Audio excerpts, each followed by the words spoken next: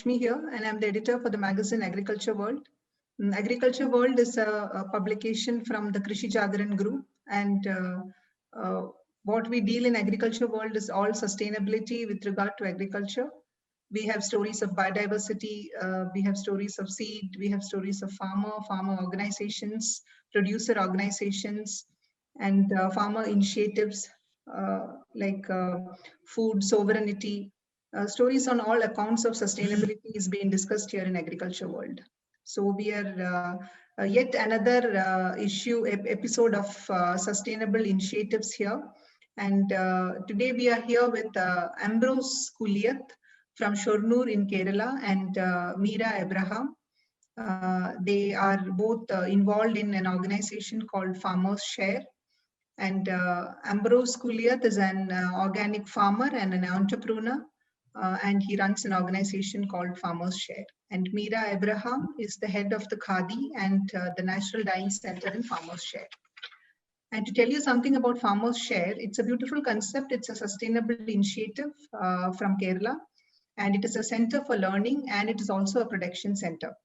And when you say a center for learning, it is a center for learning for children and adults, and where you can learn practical life skills like farming, weaving and pottery, and also the associated farming with it.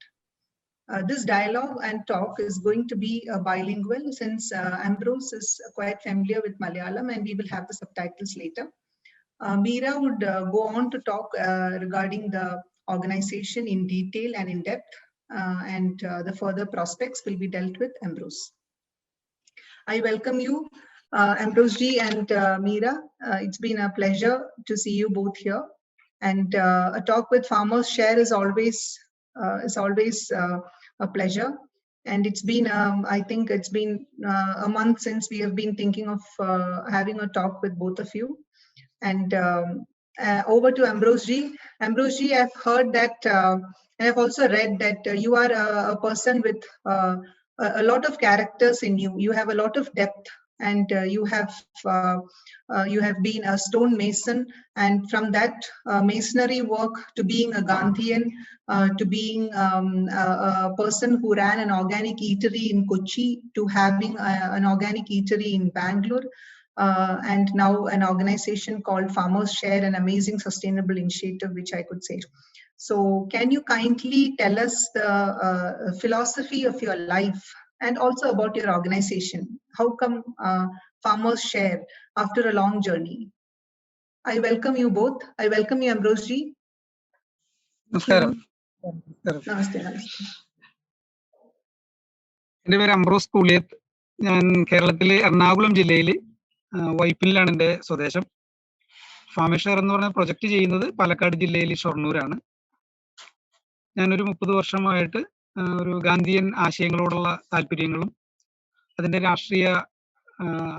ഗാന്ധിയുടെ ഒരു രാഷ്ട്രീയ നിലപാടുകളോടുള്ള അഭിപ്രായവും സ്വാശ്രയ ജീവിതം എങ്ങനെയാണ് ഒരു മനുഷ്യനെ അവനെ നിലനിർത്തുന്നത് എന്നതിനെ പറ്റിയുള്ള ഒരു ധാരണ വ്യക്തത വന്നതുകൊണ്ട് ഇത്തരം ഒരു ജീവിത അന്വേഷണങ്ങൾക്കും പരീക്ഷണങ്ങൾക്കും വേണ്ടി ഈ 30 വർഷം ഞാൻ യാത്ര ചെയ്യുകയായിരുന്നു. അതിൽ പ്രധാനമായിട്ടും വിഭവങ്ങൾക്ക് പ്രാധാന്യമുള്ള നമ്മളുടെ ജീവിതത്തിൽ, മനുഷ്യ ജീവിതത്തിന് അതിൻ്റെ സാധ്യതകളെയും അതിൻ്റെ ദുരുപയോഗങ്ങളില്ലാത്ത ജീവിതത്തെയും ചിട്ടപ്പെടുത്തുന്നതിന്റെ ഭാഗമായി സ്വാശ്രയ ശീലങ്ങൾ ഒരു മനുഷ്യൻ പാലിക്കേണ്ടത് അത്യാവശ്യമാണ് എന്ന ബോധ്യത്തിൽ നിന്നാണ് എൻ്റെ ഈ ആശയം ഉടലെടുക്കുന്നത് തന്നെ. അപ്പോൾ അത്തരം അന്വേഷണങ്ങളുടെ ഭാഗമായി കൃഷി, ക്രാഫ്റ്റ്, അതായത് എന്താ പറയാ, ചെറുകിട ഉൽപാദന രീതികളൊക്കെ ഈ സമൂഹത്തിന് ആവശ്യമാണെന്നുള്ള ഒരു ബോധ്യത്തിൽ നിന്നാണ് ഞാൻ ഈ അന്വേഷണങ്ങളൊക്കെ, എൻ്റെ യാത്രകളൊക്കെ തുടങ്ങുന്നത്.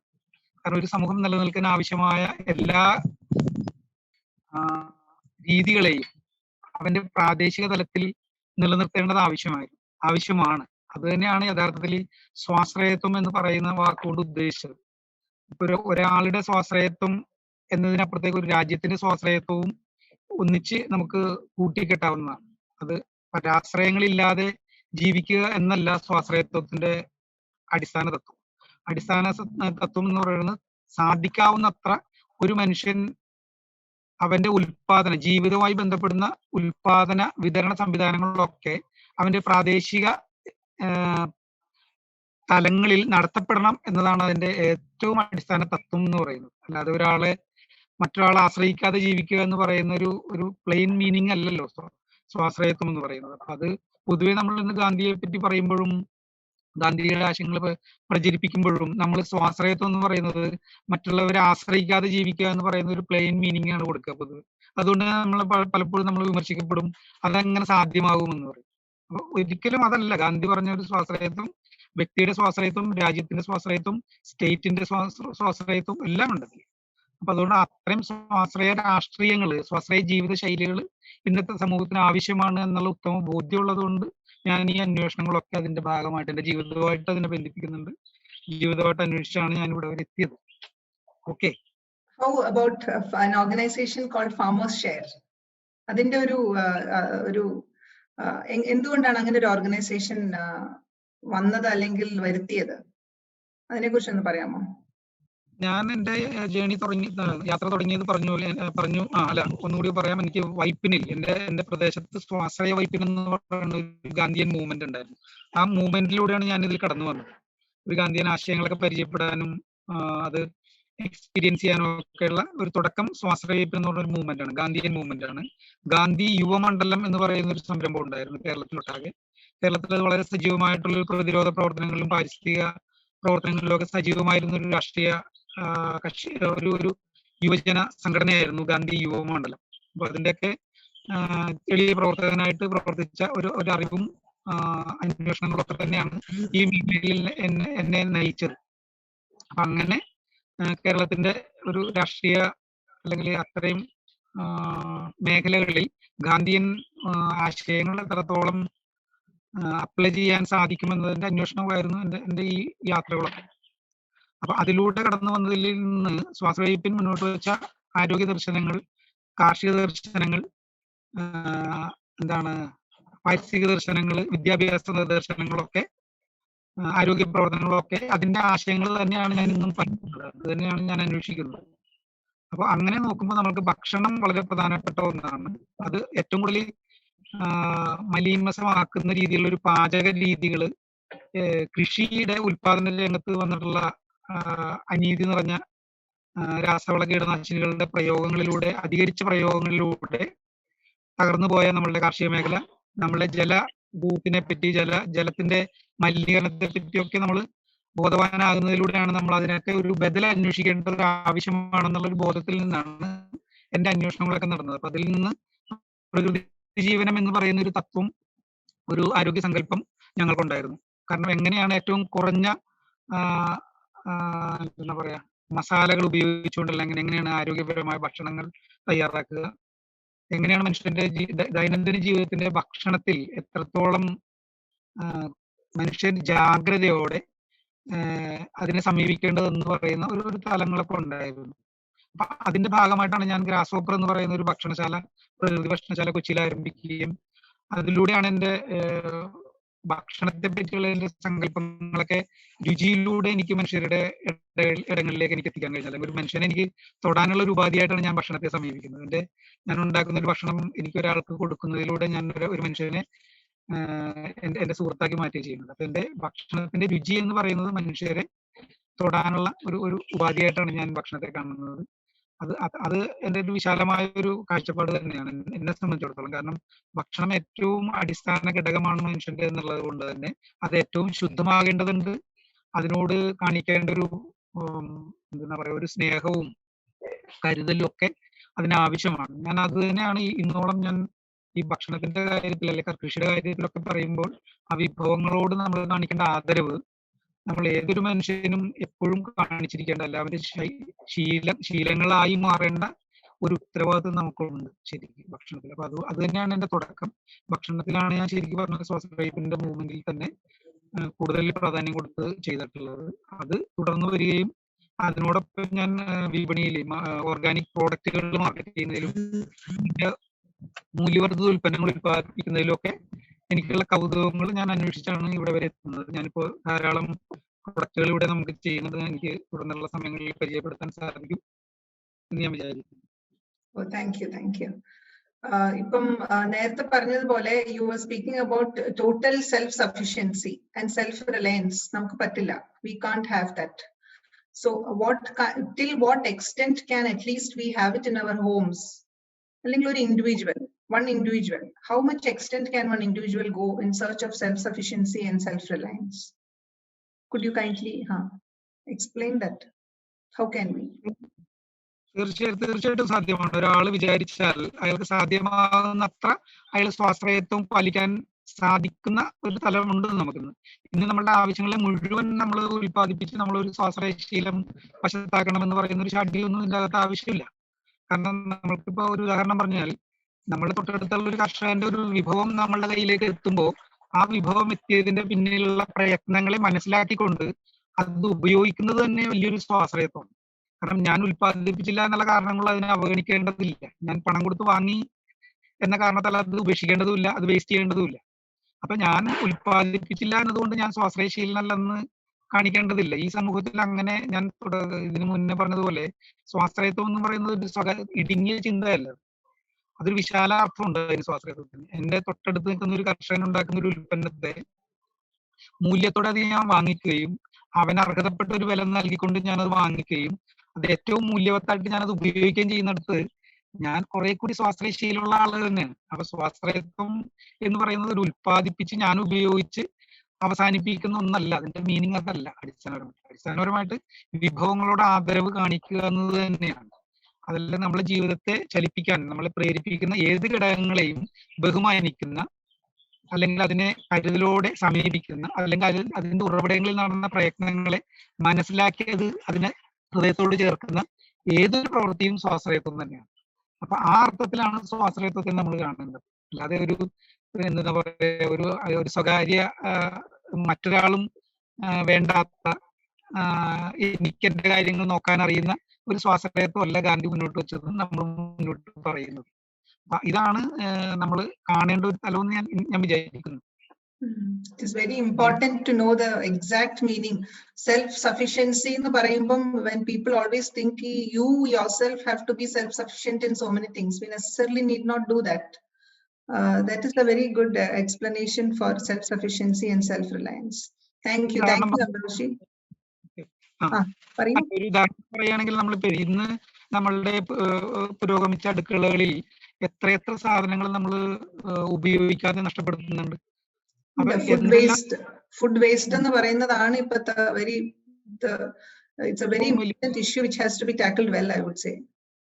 അപ്പൊ അത്തരം കാര്യങ്ങളിൽ എങ്ങനെയാണ് നമ്മളെ ഉപയോഗിക്കുന്ന വസ്തുക്കളിൽ നിന്ന് കൺവേർട്ട് ചെയ്യാൻ എന്തൊക്കെ പറ്റും? നമുക്കിപ്പോ എത്രയോ ഈ പരമ്പരാഗത രീതികളിൽ കൊണ്ടാട്ടങ്ങൾ മുതൽ ഉണക്കി സൂക്ഷിക്കുന്നത്, അച്ചാറിട്ട് സൂക്ഷിക്കുന്നത്, പഴങ്ങൾ ഉണക്കി സൂക്ഷിക്കുന്നത്, വരട്ടി സൂക്ഷിക്കുന്നത്, എത്ര സാധ്യതകൾ നമ്മുടെ മുന്നിലുണ്ട്. നമ്മൾ ഇന്നും വിഭവങ്ങളെ വിറ്റഴിക്കാനുള്ളത് മാത്രമാണെന്നുള്ള ധാരണയിൽ നമ്മൾ സമീപിച്ചുകൊണ്ടിരിക്കുകയാണ്. കരുതി വെക്കുക എന്ന് പറയുന്ന ഒരു പരിഗണന നമ്മൾ ഭക്ഷണത്തിൽ കാണിക്കുന്നില്ല. അത് വളരെ വീഴ്ചയാണ്. പ്രത്യേകിച്ച് കർഷകർക്ക് അതിനുള്ള അറിവുകളില്ലായ്മ, രണ്ട് ഉപഭോക്താക്കൾക്ക് അത്തരം വിഭവങ്ങൾ വേണ്ടത്ര രീതിയിൽ വില കൊടുത്തല്ല വാങ്ങിച്ചത് എന്നുള്ള കാരണത്താൽ അവരതിന് ശ്രദ്ധയില്ലാതെ കളയുന്നുണ്ട്. എന്നുള്ള ഒരു സമീപനം ഉണ്ട് അതിലേക്ക്, ഫുഡിലേക്ക് ഒരു അങ്ങനെ ഉണ്ട്. വാങ്ങിച്ചു, ഓക്കെ, നിനക്ക് ആവശ്യമുള്ളത് കഴിക്കുക, നീ ബാക്കി കളയുക എന്നുള്ളൊരു ആറ്റിറ്റ്യൂഡ് ആണ് വരുന്നത്. വേണ്ടത് മാത്രം പ്ലേറ്റിലേക്ക് ഇടുക, കഴിക്കുക എന്നുള്ള ഒരു കൺസെപ്റ്റ് അത് വരണം ആക്ച്വലി ആളുകളുടെ ഉള്ളിൽ. You have to have that kind of an idea instilled in people. Thank you, Amroshi. Now Meera, I would come over to you. I know you are I know you are a trained wildlife biologist. So how come, can you explain your journey from being a wildlife biologist to the Farmers Share organization? Yes, hi. I'm still a wildlife biologist. I still do my wildlife and research and my trips and all. But this is one good association which I am very happy with, even though this is actually not exactly a wilderness, but it's still a wild place with a river close by, and you can see all kind of birds over here. It is actually very close to or connected to the forests nearby. So as it is, I still feel that I'm home. You are in a wild place. Yeah, yes. And with lot of wild ideas from Ambrose Tea, obviously you are. Definitely. Mm. And this is one place where you feel a lot of space. That is one thing you always need. You can do anything which you want. You can experiment on anything over here. It is like, okay, I am as it is, I'm supposed to be doing the natural dyeing and all the things over here, but I do craft, macrame, and all the other things over here. So it is not that, okay, you're supposed to do, you came for this, you're supposed to do this. There is nothing like that. There is no restrictions. And there are a lot of say like volunteers, a lot of kids who are just out of school, college. They come over here, they all explore the space. So it is actually a nice place to be. Yeah. So that's how I'm feeling. That's your passion, and I see that your passion has taken over you to Farmers Share. And the focus on Farmers Share is obviously the food. The priority goes to food here. So can you explain the diversity of food here in Farmers Share? How do you approach food as a concept? It is actually no waste, or using the maximum, which is the maximum potential. That is the major concept over here. Whatever we get over here, be it say like jackfruit, banana, anything, whatever is available around in this campus or to the people around. So if a small farmer who is having ginger over there, he knows that when he takes it to the market, he gets only 50 rupees. When he brings over here, he gives 100 rupees for that, and he makes value-added products, say like a ginger candy or something like ginger and honey or something with that, and he adds value to it. So it is supporting the farmers around. It is supporting the people around. So as he said before, food is the, like we always say, like the way to somebody's heart is food. Yes. Yeah. So it is, he goes through the stomach. So it is not just the food which is made, it is how you serve. So when you come over here, the way he serves or the people over here serve is with a lot of love, passion, and it is. I think the approach towards food itself is affection. So you love your food so much and you preserve your food. Yeah, it's more. Actually, it's artistic. As an artist, I feel it more artistic. The way he serves each and everything is very like you can see passion in that.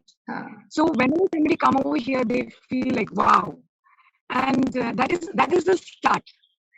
So that is how. So nothing is getting wasted over here. Whatever you get over, be it fruit, flower, leaves, whatever, we don't waste anything. So you make addition, say like with gooseberry. So once you make that, we brew it, and that is once you do that, whatever waste we get, supposed to be the waste, we use it for our dyeing. So the next, it goes to the next. So nothing, even this supposedly waste thing, we don't waste. So he's always in research, like, okay, how can we use it? So whatever, even the thread, when we pull out the threads, that is kept over here so that we can make lampshades, we can do something. It is like nothing is thrown away. So somebody will come. His attitude is like, somebody will come for that. Today or tomorrow, next day, that person will come and that person will do something out of it, which is really correct over here. That person comes over here. So he started it, say, like 3 years back. This concept is, say, like 3 decades old, and he's going on with it for last 30 years. But this 3 years, this place has changed a lot. So every day there is growth because he doesn't see it because he is here. But when you go and when you come back, it is like, wow, there is always a change over here. So it is slowly growing. So that is about Farmers Share. That is a concept of Farmers Share. Okay, good. Thank you, Meera, for a very well explained. I know that there is a 10-acre campus for Farmers Share. And can you kindly explain what flora and fauna are there in that acre, in that area? it is, as I said before, it is connected to the forest close by, and there's a sacred grove next to the campus. So it is more towards the wilderness coming towards us. So half of the portion is more to wild. So we actually collect leaves from there for natural dye. We collect teak leaf, we collect adelodism, we collect everything from mango leaves, everything we collect for our natural dye. The rest of the region, we have planted different things, say like for coloring, for food. Say like one major thing is hibiscus, the shoe flowers. So that is one major product. There are around 4 to 5 products which is made up of hibiscus over here, and there are many, ginger, curcumin. We have many other things over here. We have planted many things. So it is all in a growing phase actually, because it's just 3 years for a flora to grow actually, to start as it is. Fauna, as you said, we get everything from porcupine to everything. We get a lot of birds over here. We have a very good diverse kinds of life there. Okay. Can you tell me what are the value-added products you do in Farmers Share? I know you have a broad range of value-added products. A lot of products, like I said, we have gooseberry brew, we have rasayan kind of thing, we have.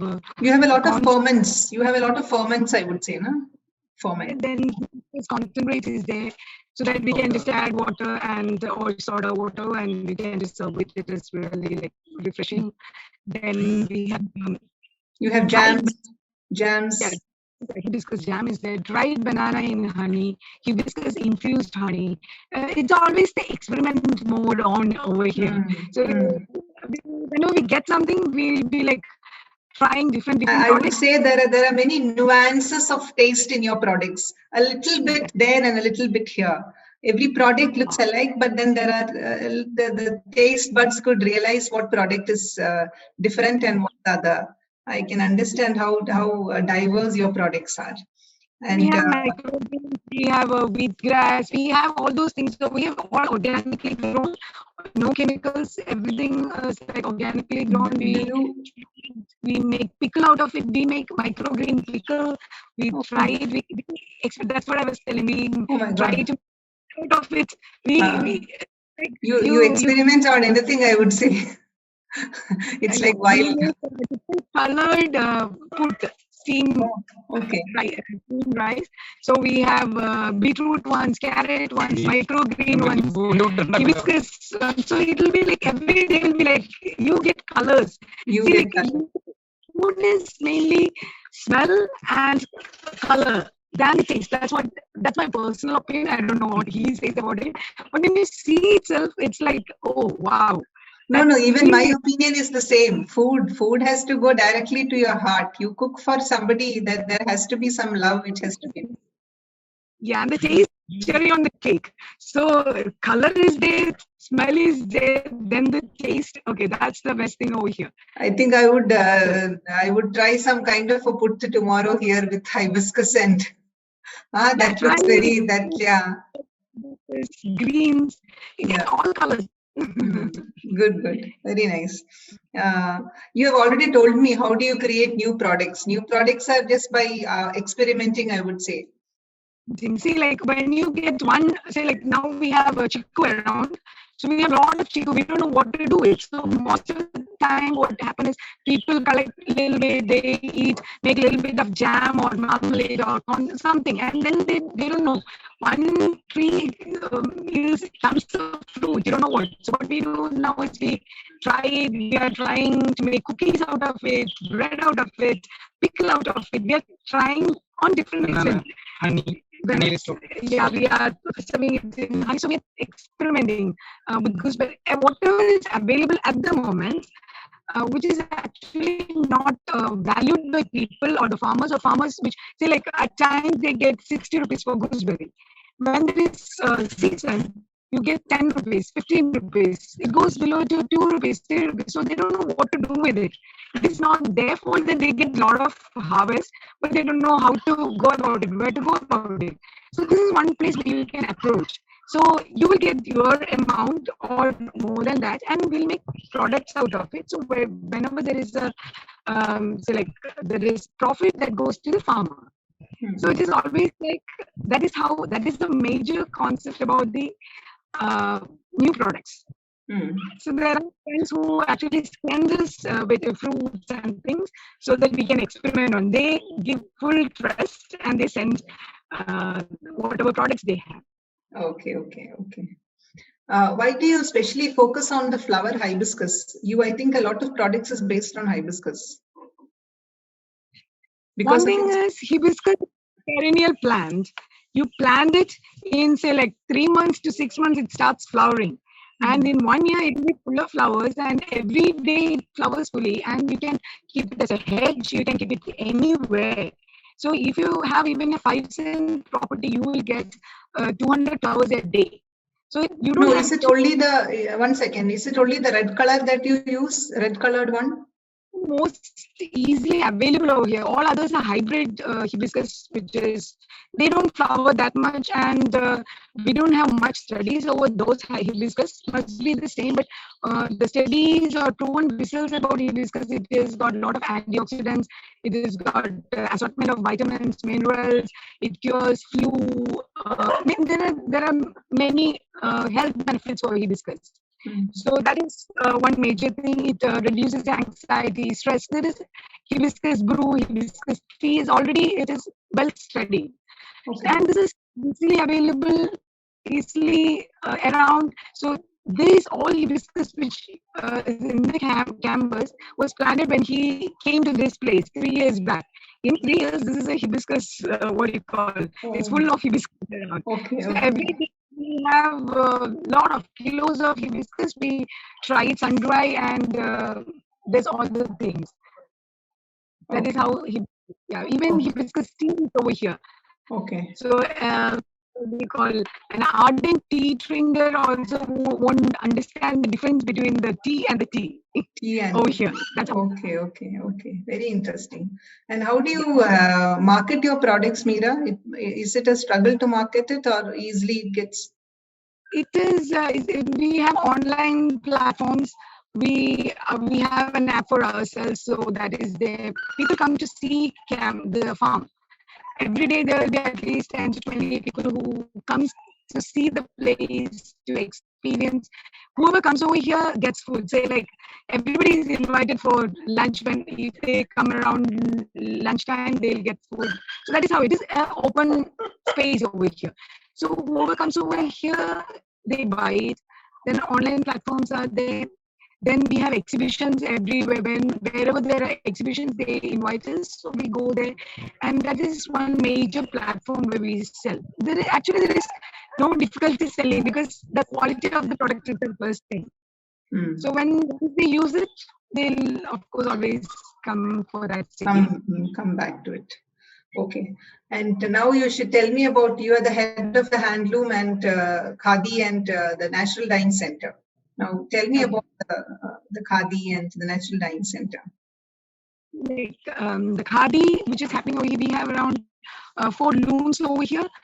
The local women over here, we needed to support them. So started the Khadi as to support the ladies. So they are here, they come at around 8:39 and they do all the weaving. And we buy the clothes from them. Okay. We buy the clothes from them and we do the natural dyeing over here. Natural dyeing is with the. You are a registered institute with KVIC. You are, no? Yeah. Okay. So natural dyeing is done with the leaves and flowers and whatever botanicals which is available in the campus mostly, or we go out for exploration, we go collect from outside. So that is how we do the natural dyeing. We have facilities over here. We do it over here itself.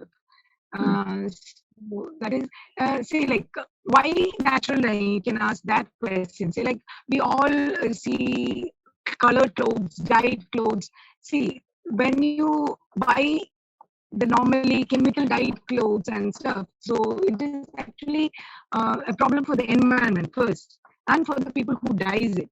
So it is really bad for their health and for the nature. So we always wanted to support the nature because we all work towards a sustainable nature. Sustainable life comes next. So sustainable environment is the first.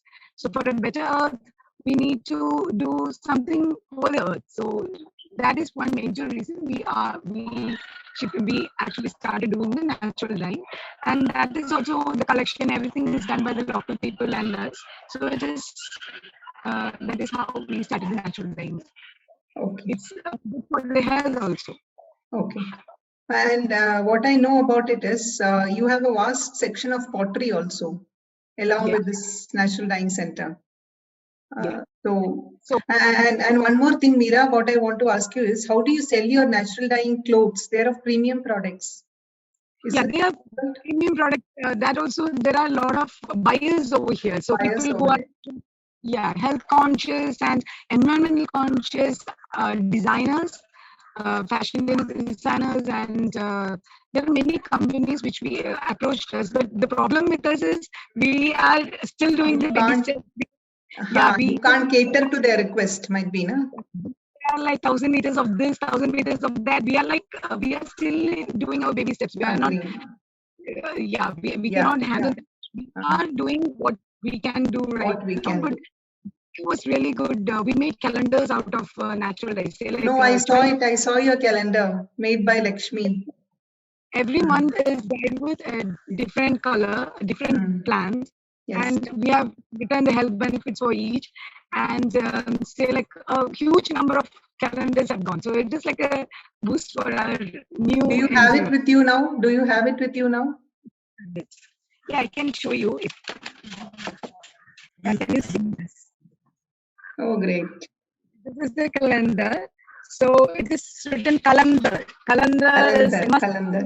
Yes. and kala, which is art. Huh. So it is calendar, and this is say like January. The first page is made of tulsi. Okay. Osima. Okay. So inside this is the calendar, and inside you can see about a picture of the tulsi and the characters of tulsi and all those things. So every month has its own select rose. Okay. Then we discuss. So it goes like that. So It that goes was a good start for us actually. Yeah. Okay. Very nice. And tell me about your pottery also. And Yeah, what's special? pottery What's something extraordinary about your pottery? You polish it and. over here, it is not just any other pottery. We actually filter the mud. It is not bought. The clay is not bought from outside. It is what is locally available. It's the mud from here only, and it is filtered and smoothened and done. It is done by Ambrose G's younger son. They are both. They are two. He's got two sons. Both are homeschooled, and they are here. They are doing all the artwork and kind of things over here. So the younger one is the one who does all the things. He's into art. He's a good artist. He does doodling, sketching, and all those things. So he's the one doing. He's always into the on the experiment mode.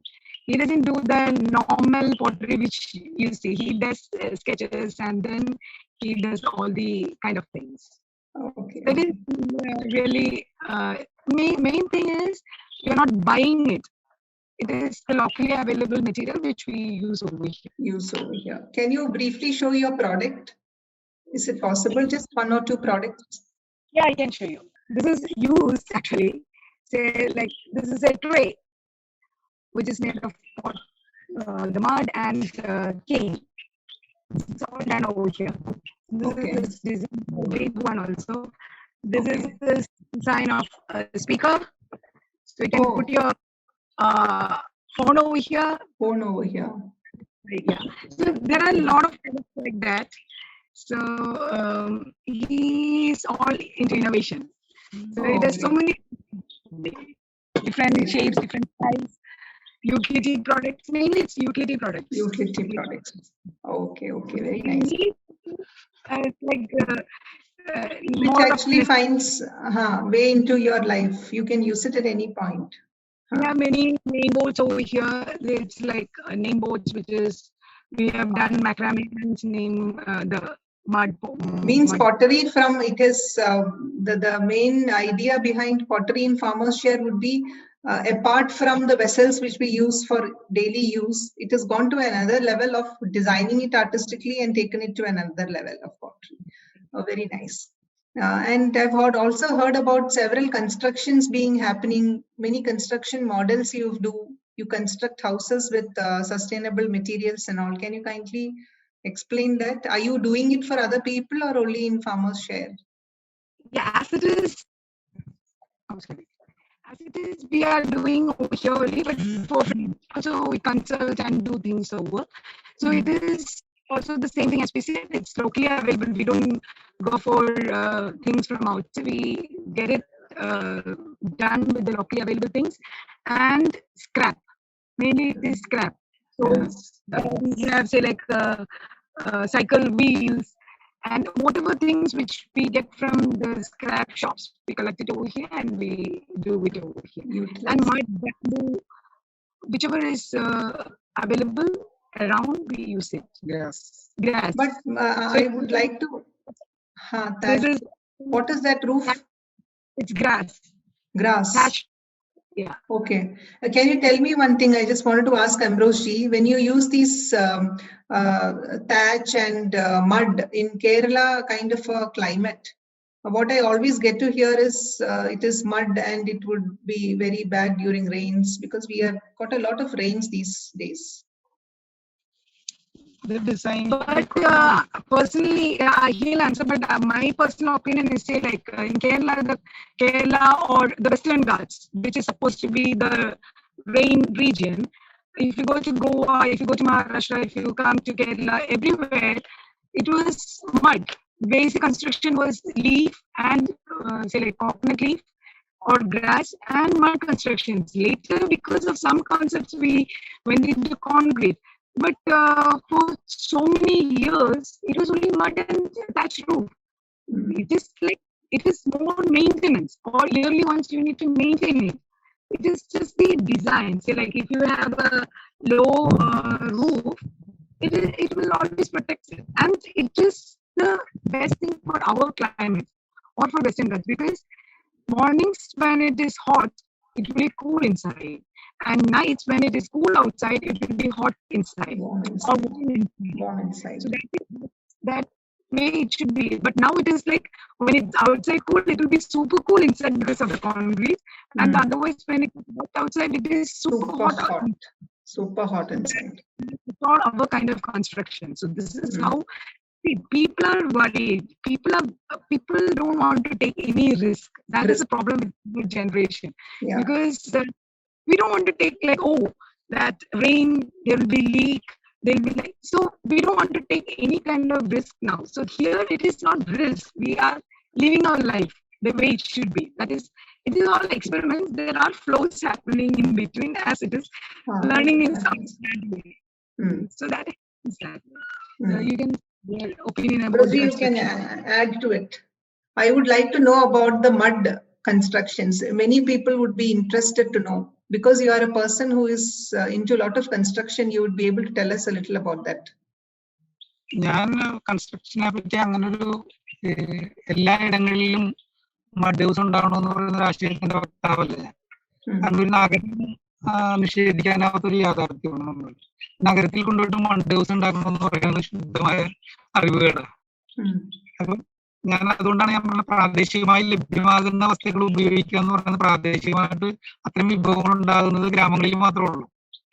അപ്പൊ ഒരു നഗരത്തിൽ mud house പണിയാന്ന് പറയുന്നത് ഒരു ഫാഷനായിട്ടൊക്കെ പണിയാന്നല്ലാതെ മറ്റെവിടെന്നെങ്കിലും കൂടിയതും മണ്ണ് കൊണ്ടുപോയിട്ട് അവിടെ mud house ഉണ്ടാക്കുക എന്ന് പറയുന്നത് ശുദ്ധ വിവരക്കേടാണ്. അപ്പൊ അവിടെ ആ മെറ്റീരിയൽ അത് ഡിമാൻഡ് ചെയ്യുന്നത് എന്താണോ അത് ഉപയോഗിക്കുക എന്നുള്ളതുള്ളൂ. പക്ഷെ നമ്മള് യൂസ് എന്ന് പറയുമ്പോൾ എന്റെ ഇപ്പൊ പാമേഷ്കാരിൽ അവൈലബിൾ ആയിട്ടുള്ള സാധനങ്ങൾ എത്രത്തോളം ഉപയോഗിക്കാം എന്നതിന്റെ അടിസ്ഥാനത്തിലാണ് ഒരു ഡിസൈൻ തന്നെ ചെയ്യേണ്ടത്. ഡിസൈൻ ചെയ്യേണ്ടത് അങ്ങനെയാണ്. വിഭവങ്ങളുടെ സാധ്യതകളും അതിന്റെ ലഭ്യതയും അനുസരിച്ചാണ് ഡിസൈൻ ഉണ്ടാവേണ്ടത്. അപ്പൊ ഡിസൈൻ നമ്മൾ മാറേണ്ടതുണ്ട്. ഡിസൈൻ ഇങ്ങനെ മുൻകൂട്ടി തീരുമാനിക്കേണ്ട ഒന്നല്ല. ഡിസൈൻ വിഭവ സാധ്യതകൾ ഉപയോഗപ്പെടുത്തിയിട്ടാണ് ഡിസൈൻ ചെയ്യേണ്ടത്. ഞാനിവിടെ അങ്ങനെ ചെയ്യുന്നത്. അല്ലാതെ മഡ് ഹൗസ് ലോകം മുഴുവൻ മഡ് ഹൗസ് ഉണ്ടാവണമെന്ന് പറയാൻ മണ്ണിന് എവിടെ പോകും നമ്മൾ? ശുദ്ധമായ നമ്മൾ പറയുന്നത് മഡ് ഹൗസ് ആണ് പരിഹാരം എന്ന് ഇങ്ങനെ പറയാൻ പറ്റും. അതുകൊണ്ട് പൊട്ടിക്കണ്ടെന്നോ സിമന്റ് ഉത്പാദിപ്പിക്കണ്ടെന്നോ അല്ല പറയേണ്ടത്. അതിന്റെ ഓരോ ജീവിതങ്ങൾക്കും നഗരവൽക്കരിക്കാതെ അല്ലെങ്കിൽ നഗരങ്ങളെ നമുക്ക് നിഷേധിച്ചുകൊണ്ട് ഒരു ജീവിതമൊന്നുമില്ല. അത്രയും ഒരു ഇടുങ്ങിയ ചിന്തയിൽ നിന്ന് മഡ് ഹൗസിനെ കണ്ടിട്ട് കാര്യമില്ല. മഡ് ഹൗസിന്റെ സാധ്യതകൾ എവിടെയാണോ അവിടെ അത് ഉപയോഗിക്കാം എന്നതേ ഉള്ളൂ. പിന്നെ അത് വെള്ളം വീണാൽ ഒലിച്ചു പോകും അല്ലെങ്കിൽ പൊട്ടിപ്പോകും എന്നൊക്കെ പറയുന്നത് അത് അതിന്റെ അറിവില്ലായ്മ കൊണ്ട് പറയണതാണ്. മണ്ണിനെ ആ രീതിയിൽ ഉപയോഗിച്ചാൽ അതിന്റെ ഡിസൈൻ അതുപോലെ നമുക്ക് പ്ലാൻ ചെയ്താൽ ഒരു കുഴപ്പമില്ലാതെ വർഷങ്ങളോളം അത് നിൽക്കും. അതുകൊണ്ട് അത്തരം കാഴ്ചപ്പാടിലാണ് മഡ് ഹൗസ് എന്ന് പറയുന്നത്. പൊതുവെ മെയിന്റനൻസ് എന്താണ്? What do you do for maintenance? എന്ത് മെയിന്റനൻസ്? നമ്മൾ റൂഫ് ഉപയോഗിക്കുകയാണെങ്കിൽ റൂഫ് പുല്ലാണ് ഉപയോഗിക്കണമെന്ന് വിചാരിക്കും, അല്ലെങ്കിൽ ഓലയാണ് ഉപയോഗിക്കണമെന്ന് വിചാരിക്കും. ഓല ഉപയോഗിക്കണമെന്ന് ആരും നിർബന്ധിക്കുന്നില്ല മഡ് ഹൗസിന്. മഡ് ഹൗസ് ഉപയോഗിക്കണമെന്ന് ആരോ പറഞ്ഞത്? മഡ് ഹൗസ് ഓടിടാം നമുക്ക്, അല്ലെങ്കിൽ എത്രയോ മെറ്റീരിയൽ റൂഫിന്റെ മെറ്റീരിയൽ ഉണ്ടായിട്ടുണ്ട്. ഇപ്പോ ചൂട് നിയന്ത്രിക്കാവുന്ന രീതിയിലുള്ള മെറ്റീരിയൽ ഉണ്ടായിട്ടുണ്ട്. അപ്പൊ റൂഫിനെ നമുക്ക് പ്രധാനമായിട്ടും വർഷാവർഷം ഓല മാറ്റി മേയണം അല്ലെങ്കിൽ പുല്ല് മാറ്റി മേയണം എന്നൊക്കെ പറയുന്നത്. അത്തരം സംവിധാനങ്ങൾ മാറ്റി പിടിച്ചാൽ മണ്ണ് ഏറ്റവും സുന്ദരമായ ഒരു മെത്തേഡാണ്. അത് വളരെ ക്ലിയർ ആയിട്ട് അതിന്റെ സയന്റിഫിക് ഇതൊന്നും എനിക്ക് പറഞ്ഞു തരാൻ അറിയില്ല. പക്ഷെ വലിയ കാര്യം ഉറപ്പാണ്, ചൂടുള്ള സമയത്ത് അതിനകത്ത് തണുപ്പും, തണുപ്പുള്ള സമയത്ത് പ്രകൃതിയിൽ തണുപ്പുള്ള സമയത്ത് അതിന്റെ അകത്ത് ചൂടുമാണെന്നുള്ളത് എക്സ്പീരിയൻസ് ചെയ്യണതാണ്. ഒരു സംശയമില്ലാത്ത ഒരു കാര്യമാണ്. സുരക്ഷിതവും സുഖവുമായിട്ടുള്ള ഒരു സംവിധാനമാണ് മഡ് ഹൗസ്. അതിൽ യാതൊരു സംശയമില്ല. പക്ഷെ അതിന്റെ ഞാൻ നേരത്തെ പറഞ്ഞതൊന്നുകൂടി ആവർത്തിക്കുന്നു, അതിന്റെ ഡിസൈനിങ് ആണ് ആദ്യം തീരുമാനിക്കേണ്ടത്. ലോകം മുഴുവൻ മഡ് ഹൗസ് ഉണ്ടാവണമെന്ന് തീരുമാനിക്കേ വേണ്ട. പലതരം വിഭവങ്ങൾ ഉപയോഗിച്ച് മനുഷ്യന് വീടുണ്ടാക്കാൻ നോക്കും. അത് സാധ്യമാകുന്നത്ര അത് സാധ്യമായ സ്ഥലങ്ങളിൽ അത് ചെയ്യാനും ശ്രമിക്കാന്ന് മാത്രമേ ഉള്ളൂ. അതാണ് ഞാൻ. Okay. Meera, do you conduct camps and workshops here for adults and kids, and do you do that? How do you do that? We do pottery workshop, bamboo workshop, sustainable living, all those things. We have workshops over here. It's like during summer vacation, and whenever somebody demands it or schools demand it, we have it over here. There is a dormitory kind of arrangement over here for whoever comes over here. So okay, you have camps which can go on for a month or something like that for kids if they demand, they want to learn. Camps for so many people. That is mostly for volunteers who come for a month or 2 or 3. Volunteers who come. That can go on for a month or 2, but camps normally is like between 2 days and 5 days to 7 days. That would be the maximum, because that would be the maximum we can actually take so many people around. So that is volunteers. Yes, we have many for a month or 2 or 3. That is different. Okay. I have been listening to Meera for a while now, and it's been a wonderful hearing from you, Meera. It's been an eye opener, I would say, exploring different kinds of food, from pottery to construction models, which is happening in Farmers Share. Nice. Thank you for being here. Thank you. And to wind up, I would like to ask Ambrose Ji, how do you look upon this journey of 3 years in Farmers Share, and what would be your future plans in Farmers Share? ഇതൊരു എല്ലാ മനുഷ്യരും എത്തിച്ചേരുന്ന പ്രകൃതിയിലെ എല്ലാ താളങ്ങളും സ്പർശിക്കാനാവുന്ന ഒരു ഇടമായിട്ട് ഇത് develop ചെയ്യാന്നുള്ളതാണ് എൻ്റെ മോഹം.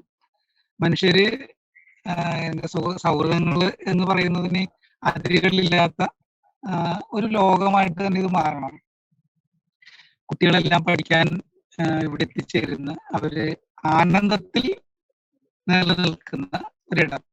യഥാർത്ഥത്തിൽ എൻ്റെ സ്വപ്നമാണ് മനുഷ്യരൊക്കെ ഇവിടെ വരുമ്പോൾ സന്തോഷത്തിൽ ഇവിടെ ഈ കാര്യങ്ങളിലൊക്കെ ഇടപെടുന്ന ഒരു സ്പേസ് ആയിട്ടാണ് ഇത് എനിക്ക് ആസ്വദിക്കാൻ പറ്റുന്നത്. എൻ്റെ കുട്ടികൾ ഇവിടെ ആസ്വദിക്കുന്നത് അങ്ങനെയാണ്. എത്രയോ ആളുകൾ ഇങ്ങനെ ഇപ്പൊ വന്ന് അതിന്റെ ഏറ്റവും നല്ല സമയങ്ങളായി വരികയാണ്. എനിക്ക് യൂത്ത് ആയിട്ടുള്ള ആൺകുട്ടികളും പെൺകുട്ടികളും ഒക്കെ വന്ന് ഇതുപോലുള്ള ഈ ഇത്തരം എക്സ്പീരിയൻസുകൾ അവര് ആസ്വദിച്ച് ജീവിക്കുന്നത് കാണുമ്പോൾ തന്നെ വലിയ സന്തോഷമുണ്ട്. ഇതിന്റെ സാധ്യമാകുന്നത്ര അതിന്റെ വലിപ്പം ആണ്. ഇത് ഏതെങ്കിലും തരത്തിലുള്ള ഒരു പണസമ്പാദന മാർഗമാകുന്ന ഒരു തലമല്ല, അതിനപ്പുറം ഇത് ആസ്വാദനമാകുന്ന, അനുഭൂതിയാകുന്ന ഒരു അവസരം ഉണ്ടായി വരേണ്ടത്. കാരണം ഇത് ഇവിടെ വരുന്ന ആളുകൾക്ക് നിറഞ്ഞ സന്തോഷത്തോടെ പോകാനും വരാനും ഒക്കെ കഴിയുന്ന ഒരിടമായിട്ട് മാറണം. അല്ലാതെ ഇത് ഇവിടെ ഇപ്പൊ വിറ്റുകൊണ്ടിരിക്കുന്ന പാത്രത്തിന്റെ ഒരു 3 ഇരട്ടി വിൽക്കുക എന്നുള്ളതാണ് എന്റെ സ്വപ്നം എന്ന് പറയുന്നതിലല്ല എനിക്ക് സന്തോഷം. ഇവിടെ ഇപ്പൊ നടക്കുന്ന ബിസിനസിന്റെ 10 ഇരട്ടി ബിസിനസ് ഉണ്ടാകണം എന്ന് പറയുന്ന സ്വപ്നമല്ല, മറിച്ച് മനുഷ്യർക്ക് ആനന്ദിക്കാനുള്ള ഒരു ഇടം ആയിട്ട് ഇത് മാറണം. ഒരേ സമയം ഞങ്ങൾക്ക് ഇന്ന് കേൾക്കുന്ന കിളികളുടെ 10 ഇരട്ടി ശബ്ദങ്ങള്, 10 ഇരട്ടി വെറൈറ്റി കിളികൾ ഇവിടെ വന്നു പോകണം. ഇതൊക്കെയാണ് എന്റെ സ്വപ്നം. വളരെ വളരെ ലളിതമാണ്. That is something very beautiful. എന്ത് സുന്ദരമായി അത് പറഞ്ഞു. എനിക്ക് വളരെ സന്തോഷം അത് കേൾക്കാൻ പറ്റിയതിൽ. 3 ഇരട്ടി കിളികൾ ശബ്ദിക്കട്ടെ എന്ന് ഞാൻ പ്രാർത്ഥിക്കുന്നു. Be blessed that way, that the number of flora and fauna would increase and the farmer's share would remain exactly as it is at this point 3 years later. You would cater to X amount of people. Your products will be so special that people would come far and wide to buy your products, and your name will go far and wide. And what else do you need? That is the earth, I think. That whoever listens to this, we do welcome you all to come and explore this, experience this. It's not just to buy or anything, just to feel it, to Yes. explore it. Yes, Experience just it. to feel and explore and see the place. So people who are listening to this talk would really would love to go to a place like, I would say I've been to Nila. Nila has been a part. Nila is Bharatapuzha, and that is the longest river in Kerala, and it's been always a part of me because I was brought up a long time in Calicut. So I always used to pass Calicut, the Nila, and go to Calicut. So it's been a beautiful. Over here, it's just around. So come over, experience Nila, Yeah. experience please. Experience Farmers Share, experience Kerala, experience Shornur. I think it's a wonderful place in North Kerala to be there and experience Farmers Share. And Meera and Ambrose is always there. So I think in that way we would like to end the talk. Bye. See you. Bye. Take care.